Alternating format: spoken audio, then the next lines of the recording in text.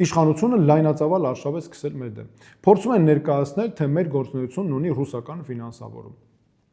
Այս բացարձակ կեղծիքը տարածվում է կոնկրետ սխեմաներով։ Օրինակ, Կավկասկայա քրոնիկա կոչվող կասկածելի կայքը մի քանի օր է տեղեկություն է տարածել, թե մեզ ֆինանսավորում է ռուսաստանցի հայ գործարար։ Մտնում ես այս կայք, այս բացարձակ կեղծիքը տեսնես որտեղից է գալիս, նայում ես աշխատողներ, լրագրողներ, ադրբեջանական ազգանունով մարդիկ են, արհեստական բանականությունով գեներացված տվյալներ են ամբողջը։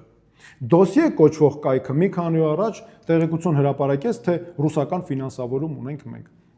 Ուզում ես հասկանալ սա ինչ կայք է, տեսնում ես ռուսական իշխանությանը ընդդիմադիր մեծահարուստ Միխայել Խադարկովսկու կայքն է, որը հայտնի է անանուն կեղծ տվյալներ որպես տարածող կայք։ Սրա հիման վրա Դանիել Իոնիսյանը վերցրել է եւ հանցագործության մասին հաղորդում է ներկայացել մեր դեմ։ Քրեական օրենսգրքի մեջ չվերաբերող ընդհանրապես ծիծաղելի հոդվածներով։ Ընդ որում այդ հանցագործության մեջ հաղորդման մեջ ներկայացված է հարցը այնպես, թե իբր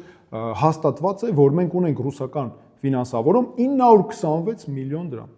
Նախ այս մարդու գործունեությունը իմ համոզմամբ նա կազմում է իշխանության մաս, որտեղ նա սպասարկում է իր այս քայլերով ու այս ամբողջ ընթացքում իր գործունեությամբ իշխանության շահերին եւ նրա քայլերը որպես փոխանցում են դիտում իշխանությունը հետապնդումների համար։ Ես ուզում եմ պատասխանատու հայտարարել, որ մեր ֆինանսավորողների ցանկը ամբողջությամբ հենց այս րոպեին պատրաստ եմ հրապարակել։ Եթե ՔՊ-ն ինքը կհրապարակի իր ֆինանսավորողների ցանկը։ Ու հետաքրքիր է Դանիել Իոնիսյանը, մյուսները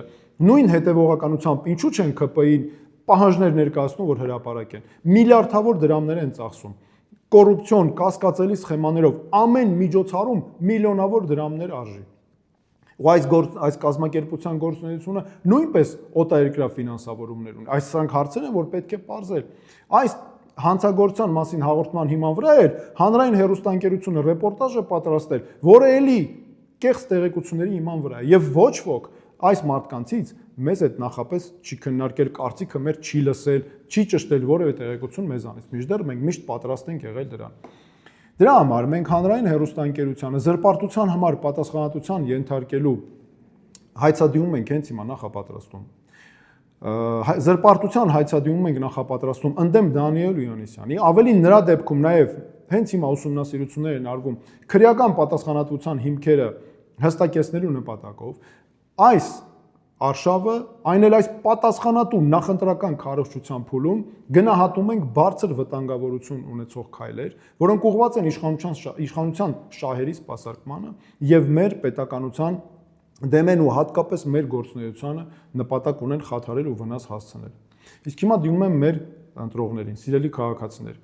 մենք պետք է ընտրություն անենք հանուն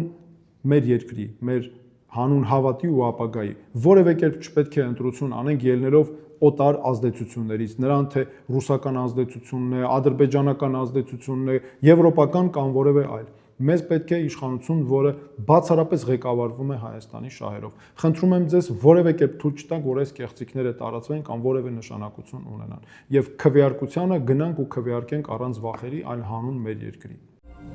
Քվեարկեք միասնության թևերի օգտին։ Քվեաթերթիկ համար 6